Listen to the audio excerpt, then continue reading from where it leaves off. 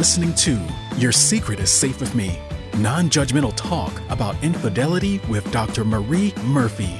If you're looking for new perspectives on complicated relationship issues, you've come to the right place.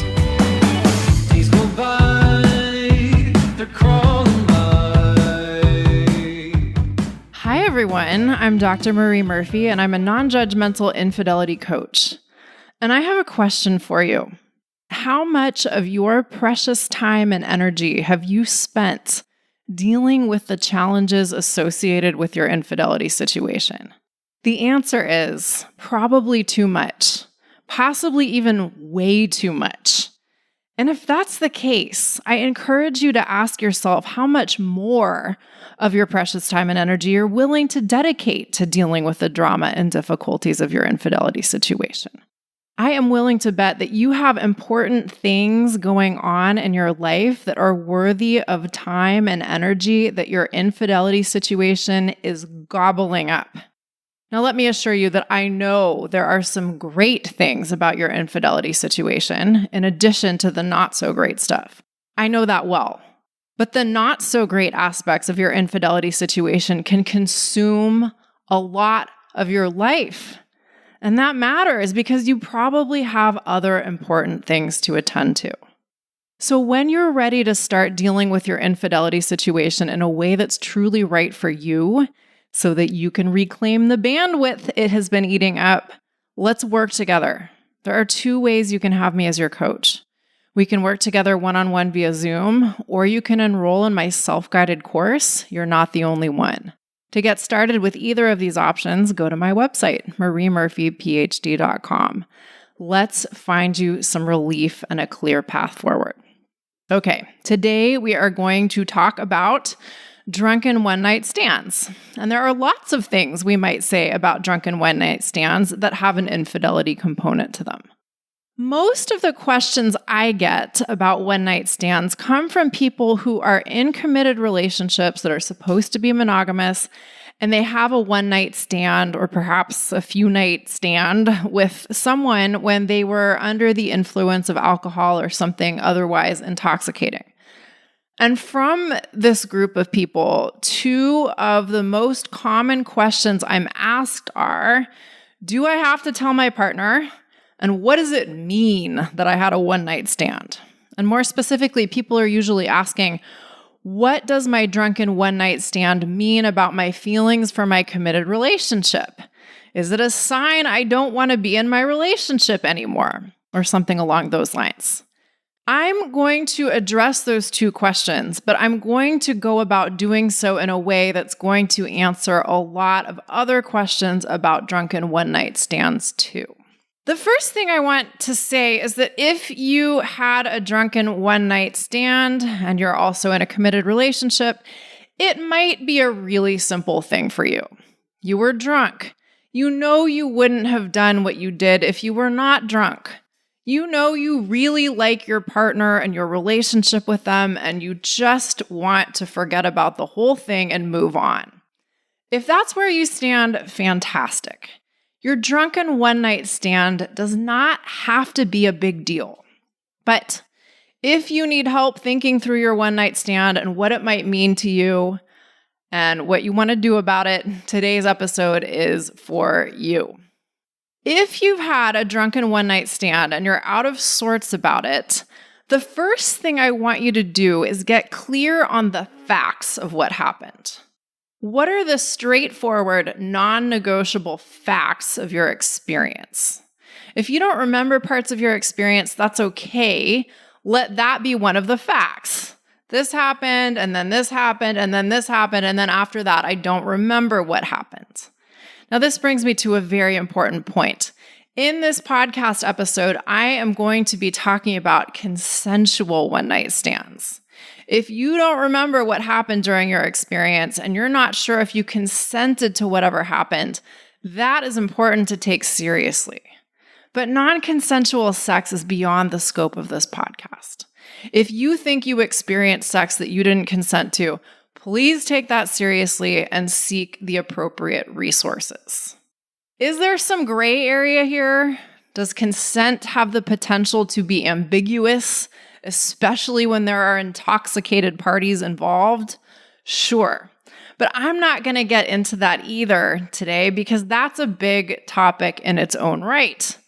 Again, though, if the issue for you is that you had a one-night stand and you were intoxicated and one of your concerns has to do with consent, I encourage you to take that seriously and seek resources beyond this one. But assuming your encounter was consensual, I want you to do what I asked you to do a moment ago. Describe what happened as factually as you can. I'm asking you to do this for two reasons. One is sometimes people say, I just don't know what happened, or I just don't know how this happened when they're describing their one-night stand. And yes, if you were blackout drunk, you truly may not remember what happened. But sometimes when people who consented to their one-night stand say, I just don't know what happened, they don't mean that literally. They often mean something else. What they often mean is something along the lines of, I can't believe I did that, or I don't know how to deal with what happened. And we'll talk about that in a moment. But first, just spell out the facts of what happened without putting your narrative spin on it. So maybe the facts of your situation go something like this. I went to Las Vegas for the weekend with 3 friends, and I met an attractive stranger at the bar. And we started talking and we were drinking together and things got very flirtatious and we had more drinks. And then I took them up to my hotel room and we had sex all night long. And then the next morning we said, it was really nice meeting you. Let's not exchange phone numbers. Bye. Or whatever. That's just an example. Spell out the facts of your experience. After you have done that, let's start to investigate why you chose to do what you did. And yes, right out of the gate, we can assume that alcohol or some other intoxicant played a role in the decisions you made. Sure. But it's also important to recognize your own agency and to scrutinize what you were thinking when you did what you did. Even if alcohol influenced your decision-making, what were you thinking when you chose to do what you did? For instance, were you consciously trying to have a one-night stand when yours occurred? Maybe you were, and you just haven't admitted that to yourself up to this point. This is a thing that happens. If you're in a committed relationship and your life is pretty good and you care about your partner and you would never want to do anything to hurt them, it might be hard to admit that you were actually kind of looking for some action when your one-night stand happened. I'm not saying that everyone who has a drunken one-night stand did so very deliberately and intentionally, but some people do. And this is hard for some people to admit to themselves because two things are true at once for them. They want to be a good spouse or a good partner. They want to do the things they're supposed to do or they think they're supposed to do and not do the things they aren't supposed to do. But they also just really want to break from the monotony of their lives. They really want to connect with an attractive stranger and have an amazing time with them without any strings attached. You can admit that stuff to yourself. You could admit that kind of stuff to me. And it's important to be able to admit that kind of stuff. Similarly, it's possible that you weren't consciously seeking a one-night stand, but you were also not entirely closed off to the idea. Maybe you weren't thinking, oh, when I go to Las Vegas with my friends next weekend, I'm going to hook up with someone. But it's also possible that you were kind of open to anything happening. And when we're kind of open to anything might happen. So to the best of your ability to discern this, what were you seeking and what were you open to when you went into the night of your one-night stand? I'll say more about why this matters later. Now I want you to ask yourself if there was a moment in which you were aware that you were heading down a particular path and what you were thinking when you realized that. Now, again, we're assuming your experience was consensual and that you were sober enough to consent. Assuming that, was there a moment when you realized, hey, I'm not going to walk away from this situation? I see where it's going and I'm not going to change course. If you had a moment of recognition like that, what were you thinking? So, for instance, maybe you were thinking, I really shouldn't do this, but this is too good to pass up. Maybe you were thinking something like, my partner at home, back with the kids, will never know about this. This is something just for me, and it isn't a big deal. Maybe you weren't thinking about your partner at all. Maybe you were already worrying about how you would explain this to your partner. Maybe you were thinking about something else entirely. Again, I'm going to say more about why this may matter later, but for now, just do your best to get a read on what you were thinking when you knew you were crossing the Rubicon. Now, I want you to ask yourself what you think now about your one-night stand. If you'd already forgotten it until you saw this podcast episode and decided to tune in, that's information. If you exchanged contact information with the person you had a one-night stand with and you have been in touch with them, that's information. If you have hooked up with them again or are planning to, that is also information. If you are trying to figure out when you can have another one-night stand with someone, that's information. If you have fond memories of your one-night stand occasionally but never think about it otherwise, that's information too. Okay, I've got a few more questions for you to consider before I help you read the tea leaves a little bit. What is your orientation to your committed relationship? Be honest. When people in a committed relationship have a one-night stand, this is sometimes the hardest thing for them to think clearly about. And by this, I mean their orientation to their committed relationship. But I would argue that that is the most important thing for you to think clearly about.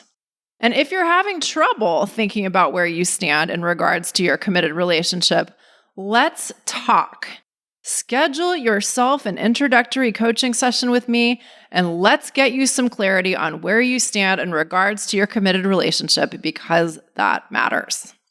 Sometimes a one-night stand is nothing more than a reflection of the fact that humans do have the capacity to be attracted to multiple people, even when they are in a committed relationship that they're really happy with, and a reflection of the fact that when we're intoxicated, we may act on desires that we otherwise might not act on. But sometimes having a one-night stand is a great way to distract yourself from dealing with being unsatisfied with your committed relationship. If you're unhappy in your committed relationship and you don't want to acknowledge that or think about that very hard, having a one-night stand can serve as a fantastic distraction. And the fact that you may or may not have been drunk doesn't really matter. Why does it happen this way? Well, for one thing, there's the experience itself, the experience of the one-night stand itself. That can be pretty distracting. But then you get the opportunity to view the one-night stand as the problem in your life rather than how you feel about your committed relationship. And you get the opportunity to get all worked up about that instead of saying, hey, maybe I need to take a good look at where I stand in terms of my committed relationship. Final question for now.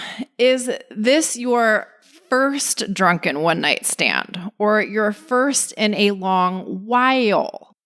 If you are in the habit of having drunken one-night stands, especially if you're in a committed relationship that is supposed to be monogamous, this may be an indication that it's time to take a look at your committed relationship or your relationship with monogamy or your relationship with drinking, or maybe all three of those things.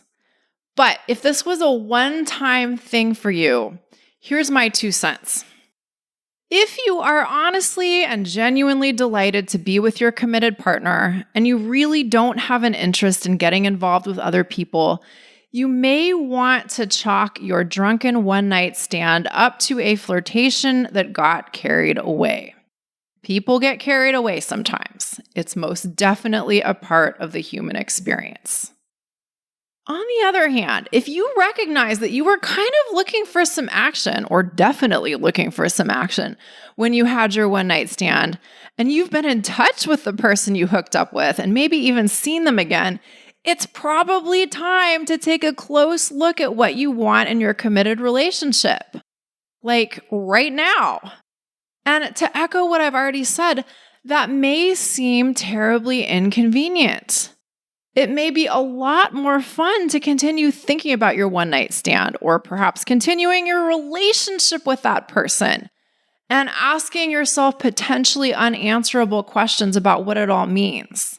But if you recognize that you were consciously looking to have a one-night stand, or at least open to that possibility, you may save yourself a lot of grief in the longer term by being willing to say, okay, my behavior suggests that I may not be entirely thrilled about my committed relationship.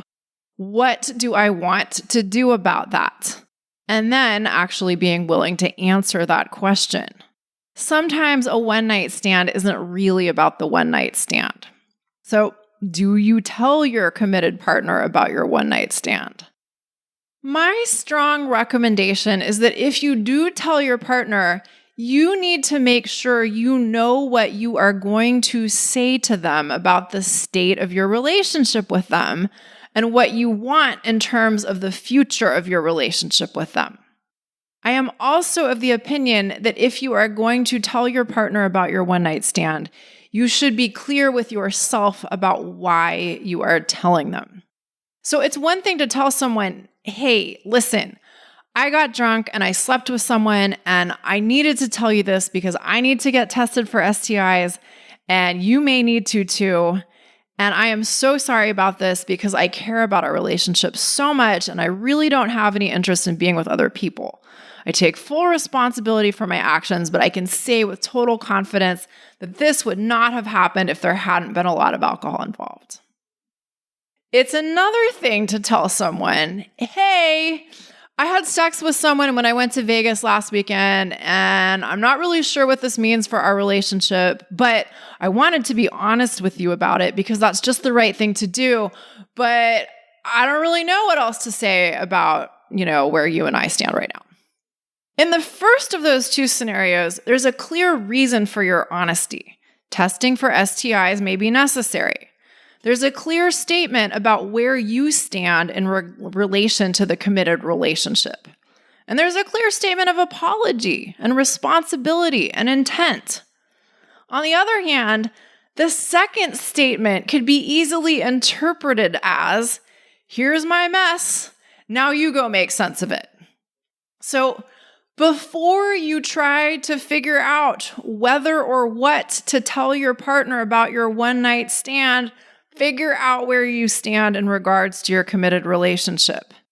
If, upon reflection, you realize that you either don't want to be with your committed partner anymore, or you aren't sure if you want to be with them anymore, focus on that. Focus on figuring that out, or focus on ending the relationship in a way that you feel good about. Here's a really important thing to be aware of. Some people try to use the I had a one-night stand thing as a way to get their partner to break up with them. They think that if their partner knows about the one-night stand, they will be so angry about the infidelity that they will break up with them. And then they, the person who had the one-night stand, won't have to do the uncomfortable work of acknowledging their dissatisfaction in the relationship or initiating a breakup. But this may not work. Upon hearing that you had a one-night stand, your partner may say, I don't care. I love you. I want to be with you. I want to make our relationship work. Or they may say, okay, so you had a one-night stand. Now what? Do you want to be with me or not? Where do you want to go from here? Disclosing your one-night stand may not solve for what you think that doing that will solve for. So be honest with yourself. Are you thinking of telling your partner about your one-night stand because you're hoping that will prompt them to break up with you? Now let's assume that you are sure you want to be with your committed partner. You love them, you love your relationship, you don't plan on having a one-night stand again, you're as sure as you can be that there's no risk of STI transmission, and you are as sure as you can be that they would never find out about your one-night stand unless you told them. Under those conditions, should you tell them? Do you have to tell them? I don't think those are the right questions to ask. I think the better questions to ask yourself are, do you want to tell them? And why or why not? We, and by we, I'm speaking primarily for Americans, but not exclusively for Americans, tend to fetishize the shit out of honesty. We tend to think of honesty as an absolute good or as an ultimate good that trumps all other potential goods. But is it? You get to decide for yourself. Some people I've worked with have come to the conclusion that it is truly right for them to tell their partner about their one-night stand because they believe it is valuable in an absolute sense to tell their partner. And they are willing to deal with whatever their partner's reaction is.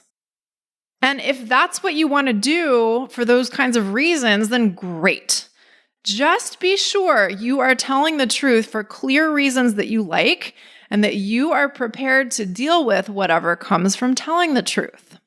Similarly, if you and your partner have some sort of agreement about what you would do if a situation like this arose, you might want to honor that agreement. Like maybe you have a pact with your partner to tell each other if each of you ever do anything that counts as infidelity within the terms of your relationship. That might be a great reason for you to choose to tell your partner what happened. But it's also possible that there might be great reasons to not tell your partner about your one-night stand. It's possible that they wouldn't want to know about it. It's possible that you don't see how telling them could benefit them in any way. It's possible that you consider this your private business and you want to keep it as such. It's possible that you consider this incident something that would cause a rupture in your relationship and you don't want to introduce that rupture when your relationship is so great and you have no intentions of doing anything like this ever again, or at least not anytime soon. Now, I know there are a zillion and 20 moral absolutists out there who will tell you that you do have to tell your partner about your one-night stand, period. But you don't actually have to. You don't have to do anything. And I know there are also people out there who will tell you that the truth always comes to light and your partner will find out about your one-night stand at some point. For sure. No ifs, ands, or buts about it. And what I have to say to those folks is, prove it. Just try to prove it. And good luck with that. Finally, there are also people out there who will tell you that keeping this secret from your partner will corrode your relationship and will poison your bond with your partner. My response to that is, it all depends on what you do with this secret of yours, or quote unquote secret of yours. How you relate to a secret, or whether you even consider a piece of information a secret at all, matters a lot. Again, I know there are people out there who will tell you that keeping a secret makes us sick or keeps us sick, or some variation of that idea. And while I understand and agree that sometimes keeping certain information to ourselves does a disservice to ourselves and others, it doesn't always work that way. Moreover, there's an interesting line to be drawn between privacy and secrecy, but I've talked about that in other podcast episodes, and I'm not going to get into it now. What I want to say now is that you are allowed to relegate your drunken one-night stand to the compost bin of history. After a few weeks or a few months, you may find that you've even forgotten about it. any event in our lives is only as significant as we make it. So if your one-night stand wasn't a big deal for you, I urge you to ask yourself what you hope to accomplish by telling your partner about it. The answer might well be nothing. And if that's the case, you may want to consider giving yourself permission not to tell them and to move on and forget about the whole thing. And if you've already given yourself permission to move on and forget about the whole thing, terrific. But if you want to do that and you're waiting for someone else to tell you it's okay, what you need to know is that you are the only permission giver who matters in this situation. Here's one last thing about honesty that I want to mention. Sometimes our motivation for being honest is to feel better. We're in a committed relationship. We slept with someone else. We feel guilty, and we think that if we tell our partner the truth, we'll feel relieved, and they will be so proud of us for being honest, and they will give us a gold star for being so forthcoming and truthful, and then they will forgive us for our one-night stand. And then we'll get to feel better. We won't have to feel guilty anymore. Our honesty will have created a more intimate bond with our partner, and everything will be great. And that could happen. Something like the scenario I just described could happen for you. Maybe you tell your partner about what you did and they applaud you for your honesty and forgive you, and you get to feel really good instead of feeling bad. But that also might not happen. Your partner may not be delighted to hear what you have to tell them. They may feel hurt and betrayed and pissed off, and they may let you know that. They may wish that you'd kept the information to yourself, and they may let you know that too. Instead of giving you a gold star for your infidelity, they may get very, very upset about your infidelity. So please, think carefully about what you hope to accomplish by telling your partner about your one-night stand before you choose to tell them or not tell them. And keep in mind that no matter what you choose to do, you may feel a fair amount of discomfort. Not telling your partner might feel uncomfortable, but telling them it may occasion a lot of discomfort for you too. So instead of looking for an option that will allow you to feel better fast, I encourage you to choose your actions based on what you think is best for you and your relationship. I'll conclude by saying that if you've chosen not to tell your partner about your drunken one-night stand and you don't feel uncomfortable about that at all, that's not a sign that anything is wrong with you. That doesn't mean that you're a sociopath or a psychopath or a narcissist or an anything. You get to decide what your drunken one-night stand means to you. And if you've decided that it means nothing and you just want to move on, that is totally legitimate. All right, everyone, that is it for today. If you need my help dealing with your infidelity situation in a way that's truly right for you, let's work together. There are 2 ways you can have me as your coach. We can work together one-on-one via Zoom, or you can enroll in my online course. You're not the only one. Why wait any longer for some relief and a clear path forward? The rest of your life, beyond the drama and the difficulty of your infidelity situation, is waiting for you. To enroll in my course or to schedule an introductory coaching session, go to my website, mariemurphyphd.com.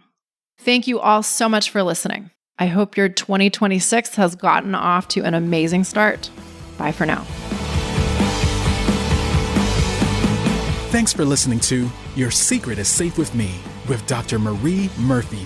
Make sure to click subscribe to get updates on our latest episodes.